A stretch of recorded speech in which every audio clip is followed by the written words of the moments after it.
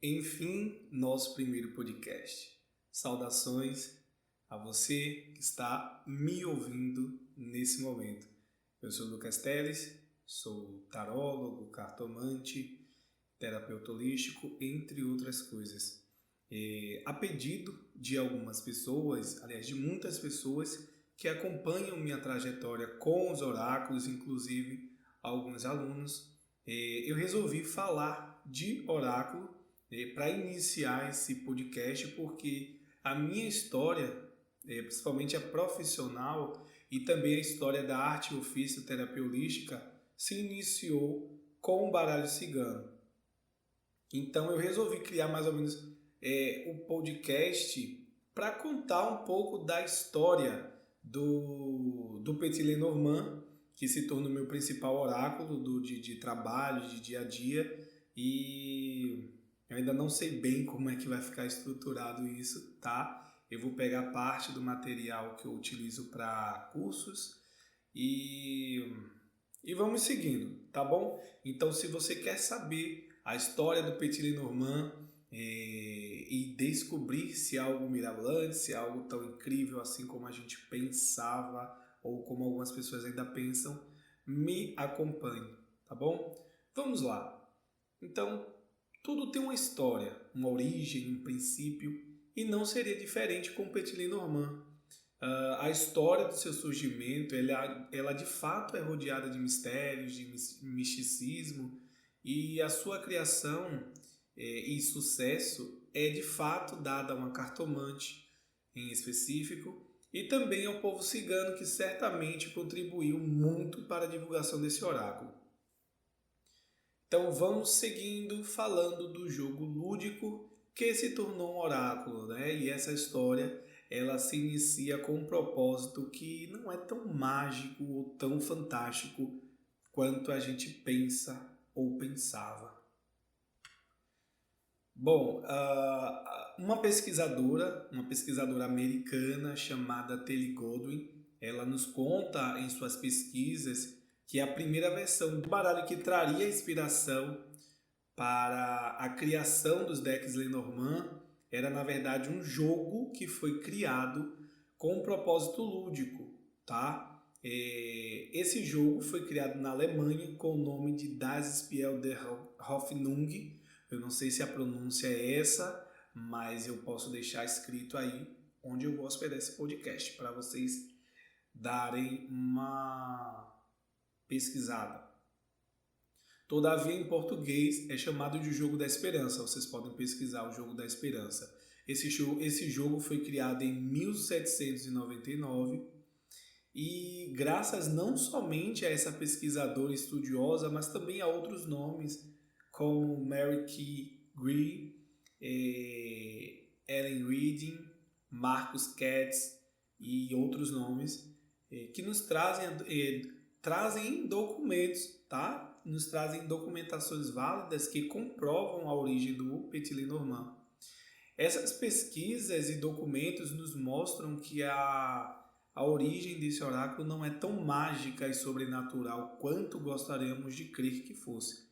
Porque tudo começou com um jogo que foi criado para distração, para diversão e apenas isso. Então, o Jogo da Esperança ele foi criado por Johann Caspar Hechtel, também é um nome alemão, eu não sei se a pronúncia está certa, tá? Então, Johann foi quem criou o Jogo da Esperança como um jogo de tabuleiro semelhante ao Ludo, semelhante ao Jogo da Vida e outros jogos que seguem essa estrutura. Segundo alguns biógrafos, Hechtel, ou Johann, contribuiu de forma anônima para alguns tratados de física, tá? Então ele também era físico. Ele era um homem voltado aos negócios, era o dono de uma fábrica de artefatos de bronze na Nuremberg e, além disso, ele era escritor e criador de jogos para entretenimento social. E um desses jogos foi justamente o Das Spiel der Hoffnung, que esse jogo que serviu como base de inspiração para a criação do Petit Lenormand posteriormente. Johann nasceu no dia 1º de maio de 1771 em Nuremberg, na Baviera, e faleceu em 20 de dezembro de 1799, também na Nuremberg. E o falecimento dele deu-se provavelmente a epidemia de varíola, naquela época. Então, já sabemos da criação do Jogo da Esperança, que serviu como base para a criação, então, do oráculo em questão, que é o Petit Lenormand. Antes de eu falar da estrutura do Lenormand, vamos falar, então, da pessoa que teve essa ilustre ideia e criou esse oráculo. Tá? Então, em nome de Mademoiselle Lenormand, foi impresso um jogo com 36 cartas por volta de 1840 a cargo da impressora Grimaldi. Essas casas de impressão, casa de impressora, eram locais onde se faziam a criação desses baralhos, desses jogos, semelhante ao tarô, que antigamente, nesse período, era um ofício você fazer impressão desses oráculos ou dos jogos, e tinha que ter uma autorização da corte, tá? Então, as casas que tinham um selo real, acho que cada deck, na verdade, ele tinha um selo, e esse selo era da impressora, da casa de impressão que fazia, e esse local tinha que ter autorização da corte, autorização real. Bom, ficou conhecido como Le Petit Lenormand, ou o Pequeno Lenormand. Marie-Anne Adelaide Lenormand foi uma mulher francesa de uma sensibilidade incrível. Ela descendia de uma família marcante e altamente respeitada eu acredito que se pronuncie Alençon, ou algo parecido, na Normândia, na França. Mas apesar disso, devido à morte prematura de seu pai, aos seus 5 anos de idade, ela teve que estudar em um convento regional beneficente.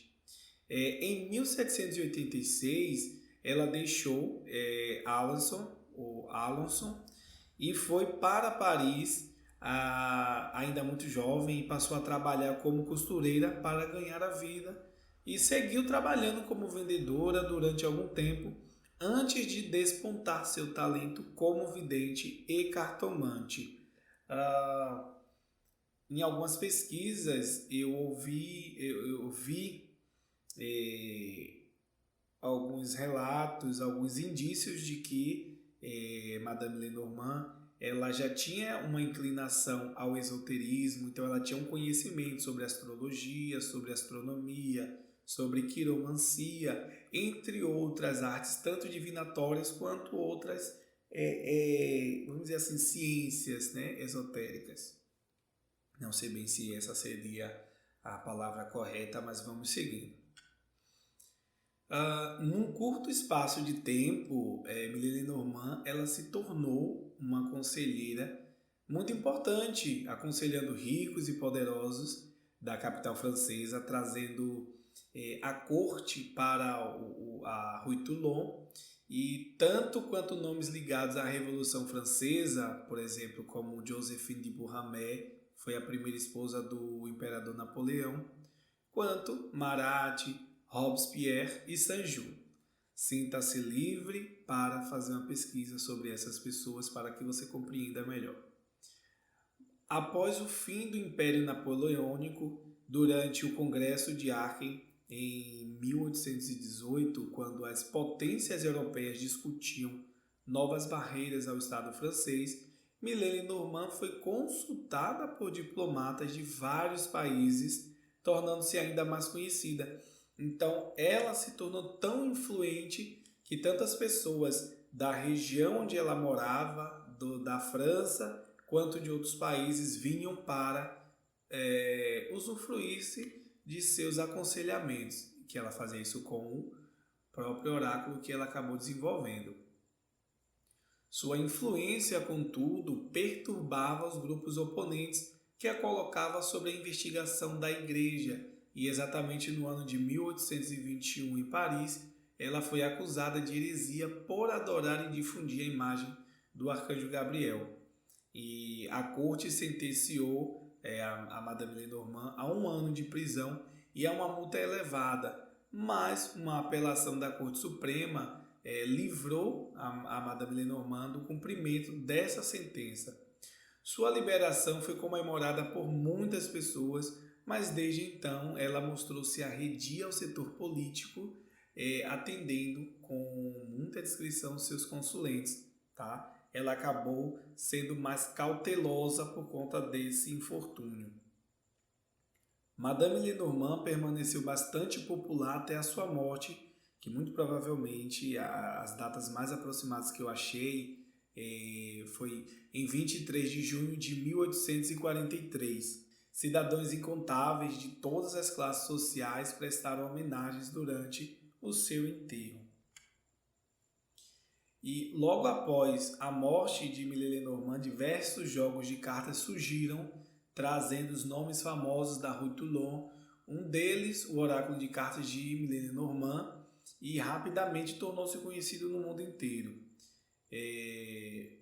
Um jogo de baralho com 36 lâminas, contendo em suas figuras elementos que expressavam o dia a dia do cotidiano social. Com esse deck, Madame Lenormand realizava leituras e encantava seus consulentes. Tá? Então, o deck mais famoso de Millet Lenormand, o deck mais famoso de todos acabou sendo o Petit Lenormand. Até dos dias atuais, o Petit Lenormand continua mantendo a sua fama. A Millet Lenormand ela criou 2 oráculos, 2 decks, ao menos pelo que eu sei. Eu não encontrei nenhum registro de outros decks criados por ela. Eu conheço alguns que levam o nome dela, mas em registros temos o Le Petit Lenormand, que é o pequeno Lenormand, e o Grand Lenormand, que é o grande Lenormand. Tá? Aí esse grande Lenormand ele já tem uma outra estrutura e uma quantidade de cartas diferente. Tá? E aí vai seguindo outro padrão. As figuras e os símbolos mudaram muito desde os tempos de Millet Lenormand aos tempos atuais. Entretanto, sua essência não foi perdida e também a eficácia desse deck ela se mantém igual, tá? E vamos ver então, de fato, como é esse oráculo, tá? Em nome da Mademoiselle Lenormand foi impresso um jogo com 36 cartas por volta de 1840 a cargo da impressora Grimaldi, como eu havia dito. Porém, outra versão conta que a primeira impressão do Petit Lenormand tenha sido na Alemanha por volta de 1850. Aí começa aquele conflito histórico, todavia o mais provável é que tenha sido em 1840 mesmo, a cargo da impressora Grimaldi. Esse jogo, na verdade, ele consiste na utilização parcial de 9 lâminas de cada um dos 4 naipes do baralho comum, que dá um total de 36 lâminas, e utiliza-se apenas o ás e as lâminas numeradas de 1 a 6. E no caso das figuras da corte, a estrutura do oráculo exclui o cavaleiro, né, deixa ele de lado, semelhante como acontece em alguns jogos para diversões utilizados na França, tá? Então, acaba seguindo também aí um padrão, trazendo as questões lúdicas novamente.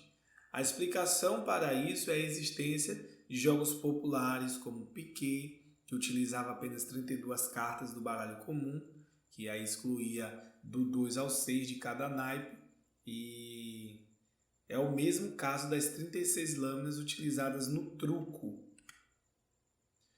Graças às pesquisas de estudiosos, inclusive os já citados anteriormente, sabemos que as 36 ilustrações do Petit Lenormand são cópias do jogo de lazer criado por Johann, e uma apresentação dessas informações e de seus desdobramentos foi preparada em português por Alexandre Lepeletier, O nome dessa apresentação é O Jogo de Lazer que Virou Oráculo. Como já acontecia com o baralho de Etelia, outro famoso cartomante francês anterior a Millet Lenormand, foram adicionadas gravuras às cartas numeradas. Trata-se de um recurso que para a cartomancia facilita a atribuição de significados práticos às cartas. Tal medida, se por um lado dá maior proximidade ao leitor, por outro, delimita e reduz drasticamente a amplitude simbólica que podia ser atribuída a cada carta. Então, para que você entenda melhor, Etelia, ele é outro cartomante francês que está mais ligado ao tarô. Então, no tarô de Marselha, por exemplo, só haviam figuras nos 22 arcanos maiores e os 56 arcanos menores, eles tinham o desenho dos naipes, como nos baralhos comuns, né, os baralhos de jogatina. E depois adicionaram-se gravuras desenhos nos arcanos menores. No caso do Lenormand, ele foi baseado em um jogo que já tinha desenhos, mas não tinha números. Então adicionou-se números, que no caso foram os naipes, numerou-se de 1 a 36 e colocou-se os naipes em cada carta. É tanto que hoje em dia você ainda encontra alguns decks que não têm os naipes e alguns decks, e geralmente os Lenormands, que têm os naipes, tá? É muito comum você encontrar baralho cigano que não tenha os naipes, mas você consegue entender isso em outro momento, tá bom? A popularidade do baralho Lenormand estimulou incontáveis cópias e imitações por toda a Europa e até hoje ele é redesenhado. Algumas variantes anunciadas como tarô cigano são facilmente encontradas no Brasil. Eu acho até que, aliás, eu tenho certeza que esse é um equívoco, tá? Essa nomenclatura de você chamar o Lenormand ou baralho cigano de tarô cigano, porque não tem uma estrutura que configure ele como tarô. Então, para que fosse um tarô cigano, teria que ter a estrutura de 78 lâminas, sendo que 22 seriam arcanos maiores e 56 arcanos menores. Essa estrutura configura um tarô. Mais ou menos do que isso, é um oráculo, mas não é um tarô, não dá para chamar de tarô, tá? E não foi eu que coloquei essa regra. Foram dessas variantes que surgiram os baralhos ciganos, termos que, por sua vez, mesmo que de forma precipitada, engloba decks de 36 lâminas, sendo Lenormand ou não. Então aqui você já percebe que há uma diferença entre baralho cigano e decks Lenormand, tá? Até porque o baralho cigano ele acabou sendo um nome que engloba esses oráculos mais práticos, vamos dizer assim. Tanto sendo Lenormand, ou os chamados tarô cigano, ou os decks também que têm essa estrutura, que são decks brasileiros, e acaba tendo outros significados.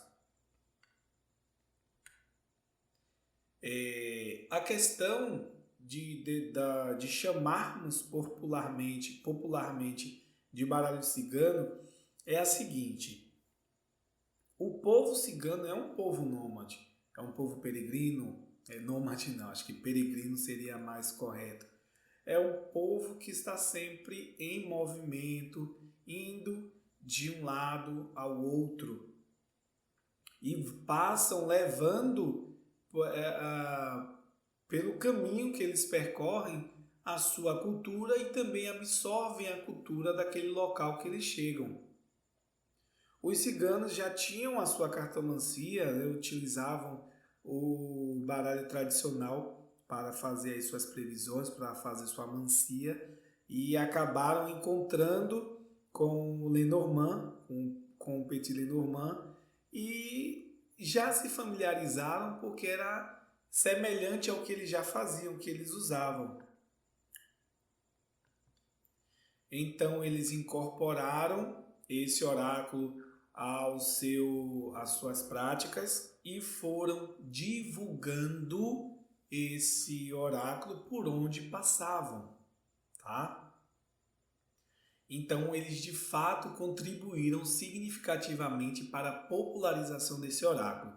Contudo, esse oráculo, ainda que é chamado de baralho cigano, não é objeto de exclusividade do povo cigano, e esse oráculo é para que todos que o queiram enquanto cartomante, consulente ou apenas estudioso, que há muita polêmica em relação a isso.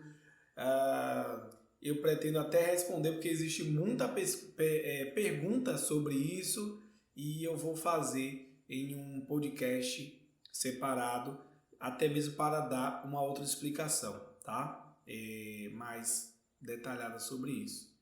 Esse oráculo ele não pertence a nenhum grupo étnico, religioso ou depende de credo algum, assim como também seu funcionamento independe de manifestações mediúnicas, contatos com espíritos ou rituais, nem depende de entidades ou ancestrais ciganos. Esse é um oráculo simples e eficiente em sua própria essência. Então, é basicamente isso, não tem nem muito o que dizer. É um oráculo prático, é um oráculo que você pode sim adequar a sua utilização, a sua crença, a sua religiosidade, ao seu modo, a sua compreensão. Mas não pode-se de modo algum, em hipótese alguma, dizer que precisa de um determinado credo, que eu preciso ser cigano, que eu preciso descender de cigano, que eu preciso passar a seguir a cultura cigana, os ritmos, os costumes, ou até mesmo ter ou cultuar entidades ciganas para utilizar o baralho só porque ele é chamado de baralho cigano. Esse é um termo equivocado, acabou se popularizando. Eu não vejo tanto problema em chamar o Lenormand de baralho cigano, desde que tenha esta consciência, tá bom? Então, para não ficar tão longo esse primeiro podcast, eu vou encerrar por aqui. Eu gostaria que vocês deixassem comentários, falassem sobre o que vocês acham, qual foi a história que você ouviu sobre esse oráculo, qual o seu conhecimento, como foi seu contato, tudo que você puder contar, tá bom? E deixar sugestões do que você gostaria que eu falasse em relação ao oráculo, mediunidade, espiritualidade, tá bom? Para que eu possa criar aí novos podcasts e eu vou trazer um novo tema, mas também ligado a isso, a cartomancia, no próximo podcast, tá bom? Obrigado por ter me acompanhado até aqui e eu espero profundamente, sinceramente, a sua interação e que você permaneça comigo nessa série aí, tá bom? É isso e até o próximo. Tchau, tchau.